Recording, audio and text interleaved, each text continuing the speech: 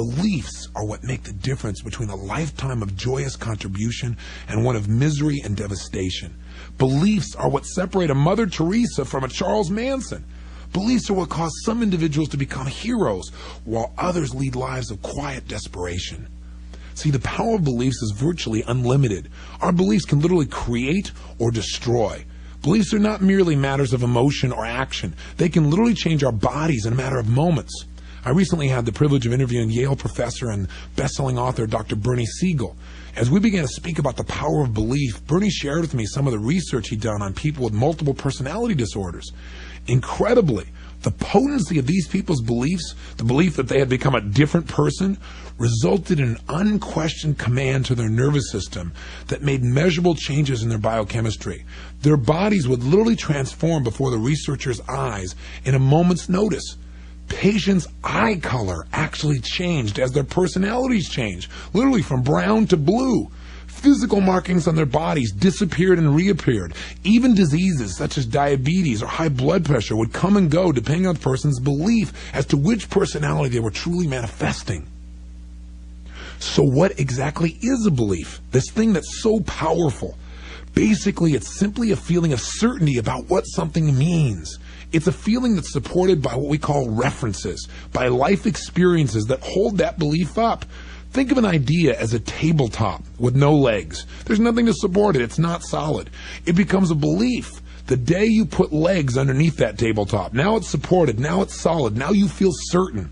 If you have a belief, for example, that you're sexy, that belief is supported by the events in your life. Your mate tells you that you're a terrific lover. You look good in your jeans. You work out every day. You keep your body in great shape, and you drive a hot car.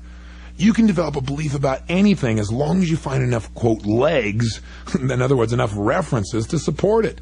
If you see yourself as a failure, for example, as someone who doesn't have the luck or the connections or the willpower of those who succeed, then that belief will govern your actions, and you'll most certainly mold exactly the life you predict for yourself. But if you honestly believe in your own capabilities, your capabilities to learn, to change, to adapt, to expand, to achieve personal breakthroughs, then your possibilities in life are literally unlimited. And you know what? You'll find references to back this up, to make yourself feel even more certain. And all personal breakthroughs, we must remember, begin with a change in our beliefs. How do we change our beliefs, though? The most effective way begins with understanding the pain-pleasure principle. Get your brain to associate enough massive pain to your old belief, and I promise you it'll change in a heartbeat. You've got to feel deep in your gut that not only has this belief cost you pain in the past, but it's costing you pain in the present, and ultimately it can take away everything you desire from your future. Then you need to associate tremendous pleasure to the idea of adopting a new, empowering belief. Another important element in changing a disempowering belief is to create doubt. See, if you're really honest with yourself, aren't there some beliefs that you used to defend heart and soul years ago that today you'd almost be embarrassed to admit you even had? What happened to those beliefs? Something caused you to begin to doubt them. Maybe you had a new experience. Maybe something that ran counter to the experience that had propped up that old belief. Maybe, for example, you met some Russians and found out they were people just like you. They weren't part of some evil empire. Or maybe you discovered that if you relaxed and you really let yourself enjoy it, you really could look pretty good on the dance floor.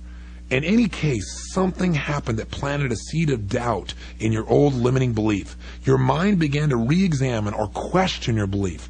And that's the key to beginning to break up your old limiting beliefs. If you question anything enough, eventually you'll begin to doubt it. This is a tremendously effective strategy for shedding disempowering beliefs. I mean, haven't you done this with yourself? Aren't there areas in your life where you've doubted yourself? How did you do it? You asked yourself lousy questions like, well, what if I screw up? What if I don't follow through?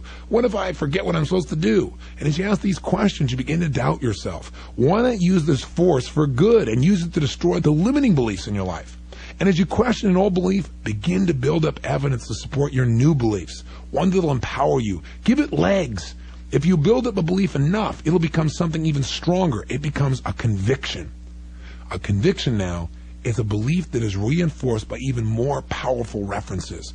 It's an irresistible force for change. For example, let's say you've decided never to eat meat again.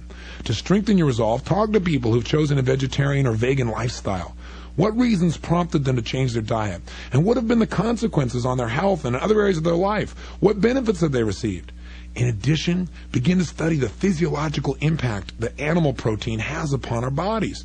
The more references you develop, the more emotional these references are, the stronger your conviction will become. It becomes a conviction if you decide to go to a slaughterhouse and watch what's being destroyed in front of your very eyes and what you're going to eat. I can promise you then it'll go from a belief that you shouldn't do this into a conviction that says, I couldn't consume this ever again. Third, find a triggering event that'll push you over the edge and make it a conviction. Or else create one of your own, just as I've described. For example, if you want to develop a conviction never to abuse drugs, make the painful consequences of drug abuse real to yourself. Watch some films, or better yet, visit a shelter and see firsthand how drug use devastates people's lives. If you vowed to give up smoking, visit the intensive care wing of a hospital and see the emphysema patients confined to oxygen tents, or look at an x-ray of a smoker's black lungs.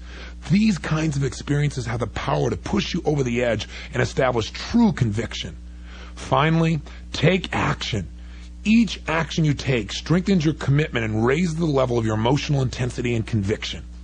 So begin today to develop a habit of focusing on the consequences of your beliefs. This, more than anything else, began to change my life. Become conscious. Wake up to their impact. Are they strengthening your foundation by moving you to action in the direction you desire, or are they holding you back? Right now, take 5 minutes on a piece of paper and brainstorm every belief you can think of that empowers you. Write them all down. Then take an equal amount of time and write down all the disempowering beliefs that you can think of that have limited you in your past. Stop this tape right now and do this. Too often in life we listen to a tape or we read a book and we don't really use what we're reading. Please take a moment and do this now. Stop the tape now. Welcome back. Now, you did the exercise, didn't you? I'm assuming you really followed through. If you didn't, stop this tape now and go back and do this. This is my poor impression of Sam Kinison. I'm going to come get you unless you make a change. Back to our story. As you review your beliefs now, knowing you've done this, what have you learned? Now, circle 3 of the empowering beliefs, the most empowering beliefs on your list, and ask yourself a couple questions. How does this belief really empower me? How does it strengthen my life? Once you've done this, by being aware of these beliefs, I can promise you, you'll use them more. Now do the opposite. Go to the opposite list and circle the 2 most limiting beliefs you have. The 2 that hold you back the most, that keep you really from achieving what you want. Look at their consequences to your life. Feel the pain that comes from what they're cheating you out of. And decide once and for all that you're no longer willing to pay the price that they're charging you for your life. Knock the legs out from under them by asking yourself questions like, how is this belief ridiculous or absurd? And really take the time to answer it. Was the person I learned this belief from worth modeling in this area? Were they an expert? Were they producing results? Ask yourself, what will it ultimately cost me emotionally if I don't let go of this belief? What will it ultimately cost me in my relationships? What will it cost me physically or financially? What will it cost my family or my loved ones if I don't change this belief? Your goal is to get some leverage on yourself. In addition, these questions will begin the process of linking pain to your old beliefs. So concentrate on the aspects of your answers. Link these limiting beliefs to such intense pain that you'll want to rid yourselves of them forever. Then write down their replacements. What will you now believe instead that'll empower you? If you're not getting the results you want in your life, I suggest that you ask yourself, what would I have to believe in order to succeed in this situation? Or who's already succeeding in this area? And what do they believe differently than I do that's probably helping them to succeed? Or what's necessary to believe in order to succeed in this situation? By asking these questions, you may very well discover the key belief that's really been eluding you. And if you're experiencing pain, if you feel challenged or frustrated or angry, you may want to ask yourself, what would I have to believe in order to feel the way I do right now? See, the miracle of this simple process is that it will help you to uncover the beliefs that you're not even aware of that you have and they're limiting you. For example, if you're feeling depressed and you ask yourself, what would I have to believe in order to feel depressed? You'll probably come up with something that relates to the future, like, I'm believing that things will never get better or that there's no hope. And when you hear these beliefs verbalized, you might well think, I don't believe that. I feel bad right now, but I know sooner or later it's going to get better. Things aren't going to be bad forever. This too shall pass. Or you may just decide that a belief about having problems permanently is totally destructive and one you're not willing to even consider again. And this will affect you not only now, but it'll affect all of your beliefs in the future as well. Beliefs have the awesome potential to create or to destroy. Your beliefs can give you the power to create massive, immediate, empowering changes in your life, or they can smother any hope you have for a better future. I believe you picked up this tape because deep down inside you decided you no longer want to settle for less than the best. You know you're capable of more. Are you ready now to harness the power to create the vision that you want? Then simply learn to choose the beliefs that empower you, to create convictions that drive you in the direction, the destiny that calls to the highest that's within you. There is absolutely no reason to settle for anything less.